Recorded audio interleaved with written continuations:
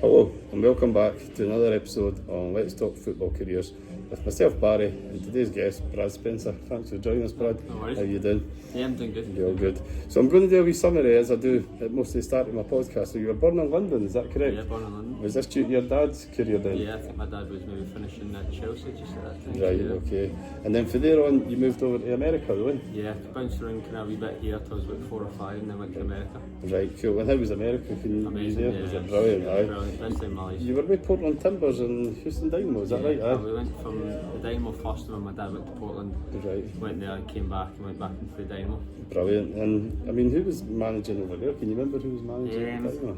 Well, the first time my dad was the assistant in Houston, then we Right. went to Portland, he was the manager. Then we came back, the manager was Dominic Kinnear, who's somebody he worked with. So Right, cool. kind of got into the academy through that way and done well. I knew the coaches from before I left. Brilliant. Can I ask, right, there's a question that I wrote in here. How difficult is it when your dad is so well known?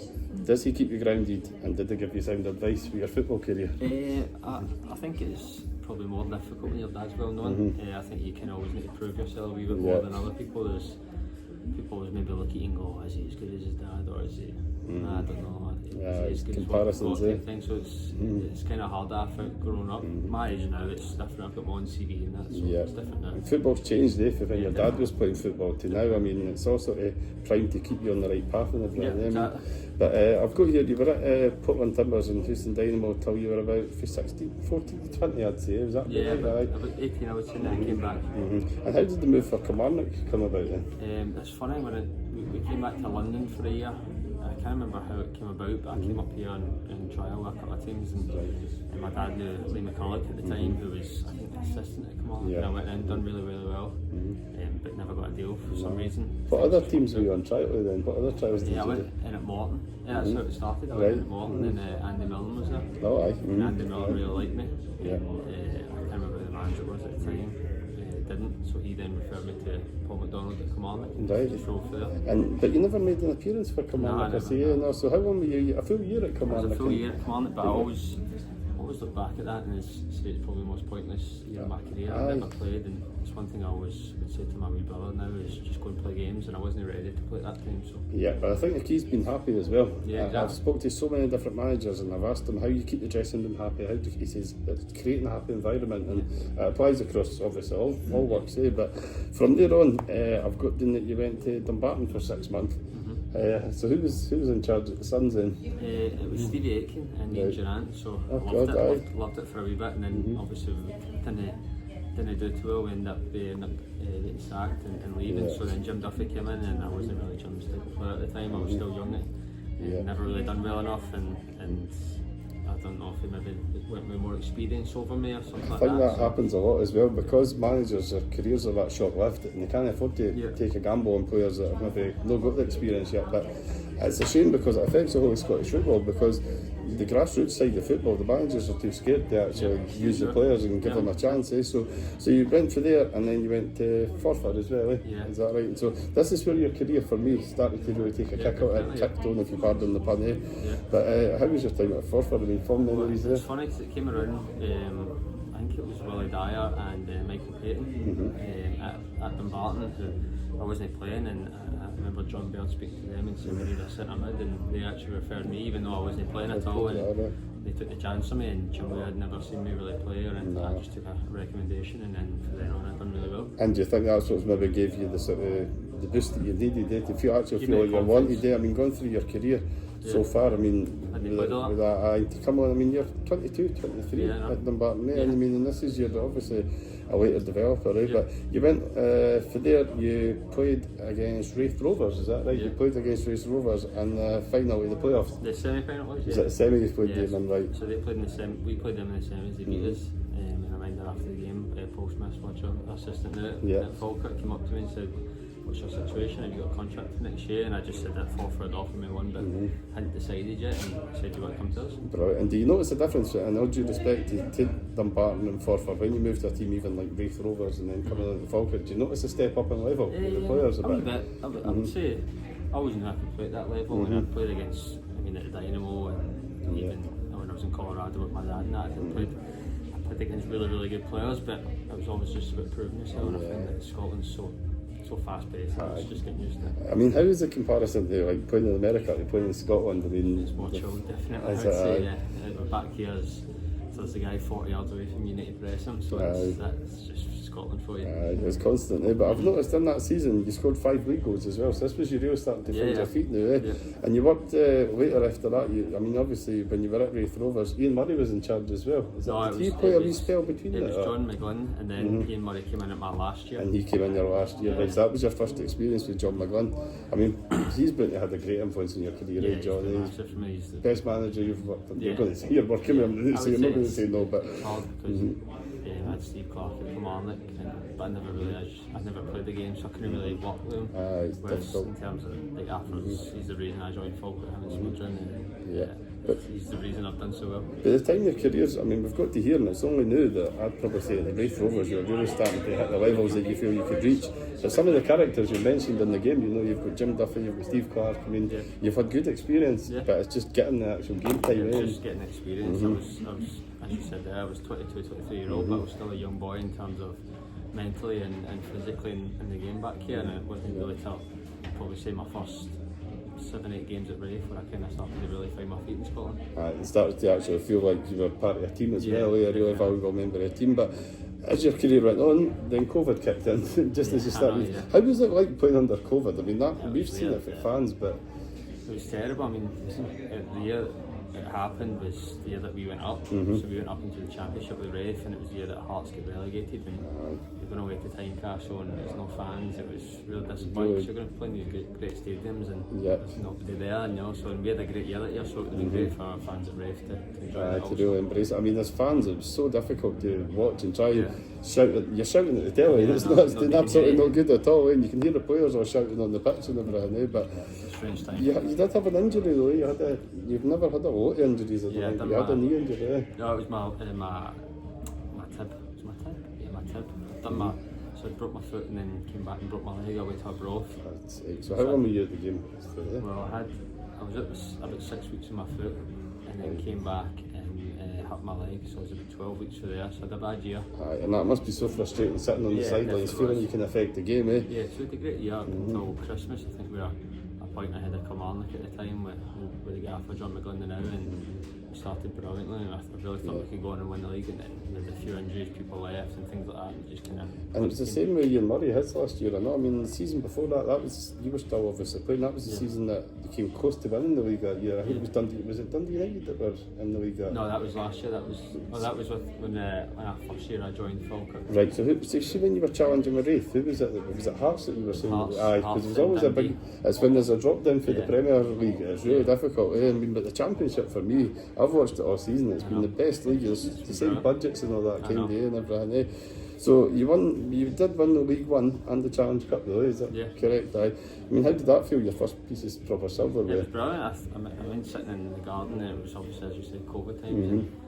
My phone was blown up, I was away, my phone charged, and I went to my phone, and we'd been promoted with Wraith, and it was a really strange time. It's unreal, eh? But I mean, you obviously put in good performances there, because when John McGlynn took over at FALKIRK, he took you with him as well, eh? Yeah, so his second season I went, they offered me to go in the first one, and I just didn't feel like the time was right, and that's when I stayed and ended up working with Ian Murray, and then after a year I decided to go to FALKIRK and join the gaffer. Yeah. How was Ian Murray to work under? I mean, he was short time under there. He was so different from John McGlynn. He's more chilled, more relaxed, and that's his approach, and it definitely worked.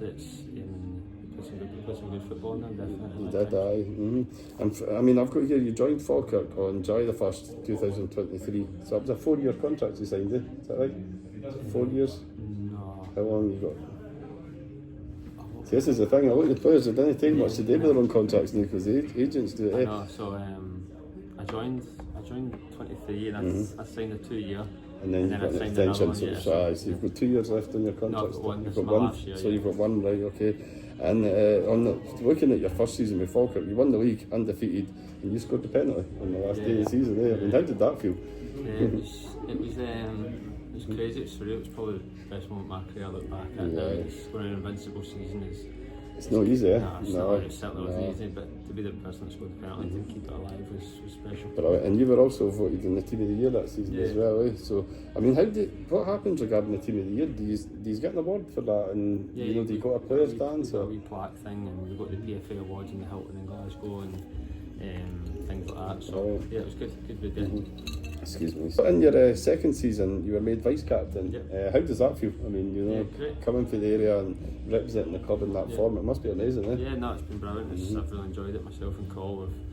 Obviously, Paul's the captain, I'm vice captain, but it's something we both really enjoy. And this season was mental. I mean, from a neutral's point of view, to watch the Championship play it the way it did. No, it was brilliant. Falkirk absolutely flying, and then they hit this dip at the end of the season, and it was like, and I've never seen such panic in the Falkirk fans, because I'm like, we've got this sewn up. And I was saying to one of my work colleagues, I was saying to her, I says, you're fine, you're 9 points clear with 6 games left, and she's going, no, we're not.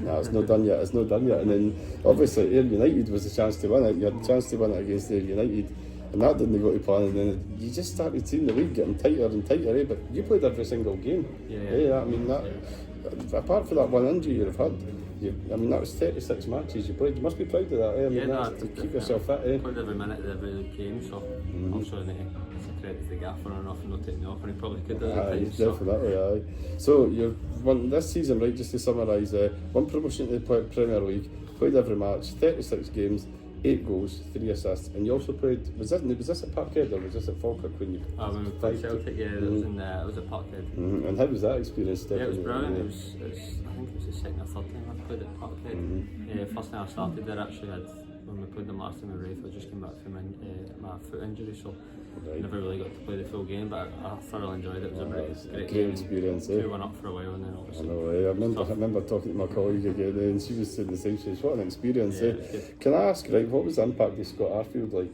signing back? Massively, I know. People can obviously talk about his goals. You can sit here, I think everybody knows how big the goals were for us, but I think off the park, Scotty was brilliant for us, just keeping a calm head. And the best thing he'd done was after Partick, when we conceded late, he mentioned that we all needed a drink together, and we went the next day, and I was quite sceptical myself because I'm not a big drinker or anything like that. So I thought it was perfect after leaving it. I think a lot of boys needed that. It's just a bond, isn't it? Bringing everybody back together again. We went on the next week and ended up winning the league. That's right, And I mean, how did that feel? It was amazing. I think looking back now, I don't think I would have rather it any other way. I think we could have spoke about winning it before, winning it weeks ago, but things like that, I'm happy. It was brilliant, it's fantastic. So I'm going to ask, I've got a few questions. I tend to do this quite a lot, right? I'll put it out on social media and ask questions to fans, and then obviously that gives a wee bit of feedback as well. So I'll just start right first. I've got, how excited are you to lead Falkirk out in the first year of the season? Well, as vice captain, but to lead Falkirk, lead out Falkirk, how? No, I think it'd be brilliant. I think obviously probably get a home game first off, being Flag Day, and as his players, it's something you're going to be buzzing about. When's the fixtures? I don't know, I think it's in the next month, so I'm looking forward to see who we'll hopefully get. It'd be brilliant whoever we get. You're going to embrace it anyway. But so I've got here, what player do you model your game on? I think it's hard. I can sit here and talk about like Rodri and Busquets and that, but I'm nowhere near any of the type of players they are. But I like to dictate the game, but I also like to try and get forward and get goals and assists and things like that. So I just kind of try and play one thing I have noticed is you've never had a red card in your career. I had one in my 4th or debut. I think that might be it. Oh no, I had one against Partick last year. That was the one I seen. But other than that, I mean, for a midfielder, defensive midfielder, but you're putting tackles in all the time, so fair play. But what ground are you looking forward to stepping out onto? A ground you maybe never played on? I'm looking forward to playing out at Hibs, something like that, or even away at Ibrox. I've played at Ibrox, but it's always a good ground to go to. So I'd probably say one of them. Brilliant. And what clubs have you nearly joined in your career that never materialised? Has there been any clubs? You mentioned trials, obviously, but has there been any? Do you get made aware of bids? Like if somebody puts a bid in, do you get made aware of that? Yeah, you'll get made aware. I think it was at a time. It was after our season at Wraith that I was meant to maybe go to Dundee, but the manager ended up changing, so that kind of changed last minute. And that's what it takes, just a couple of wee changes. And a question here I'm keen to hear the answer is, if you weren't a football player, what would your profession be? I'd probably probably say a chef. A chef? I like cooking. My missus would tell you that.